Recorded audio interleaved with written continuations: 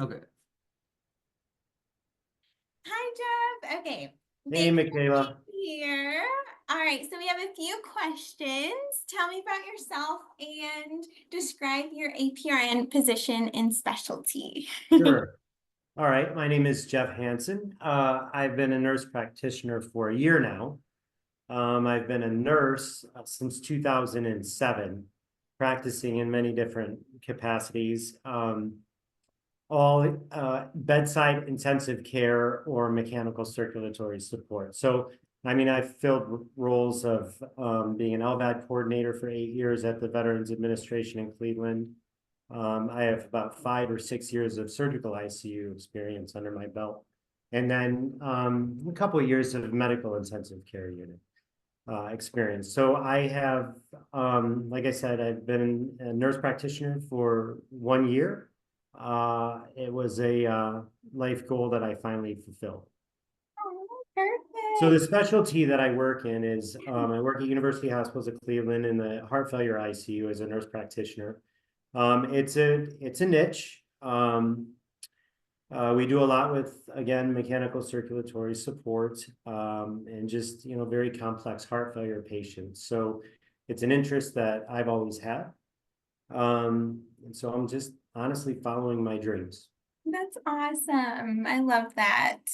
Do you see an influence in the APRN's role in today's healthcare system? If so, why or why not? Absolutely. I don't think it's, um, you know, I think it's common knowledge that there's a physician shortage, along with a nursing shortage, and quite truthfully, a nurse practitioner shortage is a shortage across the board. But I don't know the statistics, but recently I heard something like there's 80 plus thousand physician vacancies across our country. Uh, I think by the year of 2036. And that makes sense with our baby boomers, because if you think about it, there's more elderly in this country than there are children for the first time in history.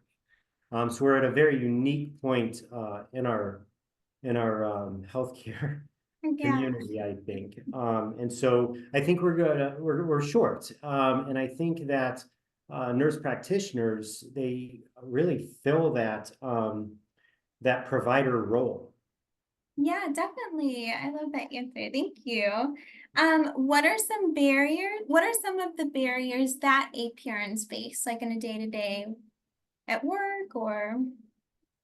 Um, I, that's twofold. I think. It's a I tough think we're one. still fighting autonomy, right? I think Yes. that's still a barrier. I think that's sort of a barrier in nursing across Yeah, the board. definitely. Um, Other barriers I think is having our own identity Mhm. as a APP or uh, nurse practitioner group.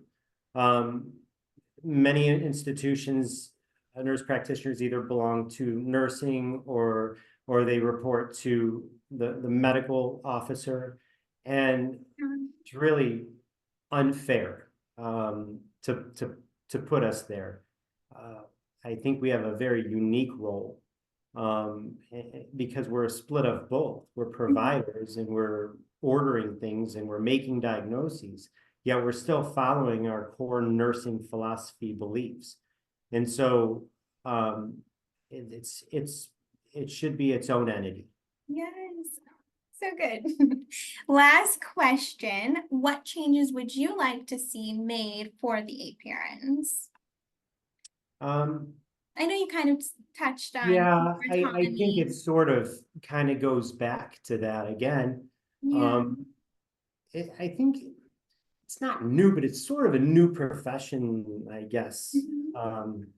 role or whatever, and we're still trying to find our place. You know, I think nursing's done a good job as a profession to advocate for ourselves. I think we could do better. But um,